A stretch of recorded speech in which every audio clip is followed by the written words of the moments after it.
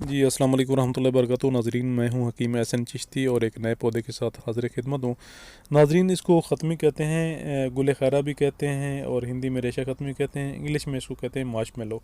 مارش میلو کا جو پلانٹ ہے یہ اصل میں بھنڈی کی نسل سے ہی یہ پودا ہے، بھنڈی کی نسل سے یہ تعلق رکھتا ہے۔ اس کی جڑ جو ہے نا اسی طرح جس طرح بھنڈی کی جڑ لعابدار ہوتی ہے، اس کی جڑ بھی لعابدار ہوتی ہے۔ اس کے اوپر مختلف رنگوں کے پھول آتے ہیں۔ اس کی جو جڑ ہے وہ قدرے تلخ ہوتی ہے اور تلخ اور لعابدار ہوتی ہے۔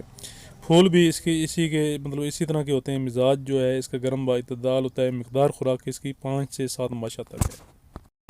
ختمی کے جو افعال و استعمال ہیں، ختمی کے تخم اور پتے جو ہیں محلل آرام اور مسکن تاثیر رکھتے ہیں۔ جڑ آنتوں پر مزلق اور مسکن تاثیر رکھتی ہے۔ نزلہ و زکام اور جو گرمی میں خصوصی نزلہ زکام ہوتا ہے، اس کے لیے اس کے جو بیج ہیں ان کا جو شاندار بہترین چیز ہے۔ سوزش بول پیچس اسال صفراوی اسال میں بھی اس کی جڑ کا جو لعاب ہے وہ پلایا جاتا ہے۔ ارادے اور محلل ہونے کی وجہ سے ارک النساء، وجہ مفاصل، ذات الجنب اور ذات الریہ میں بھی اس کا استعمال کیا جاتا ہے۔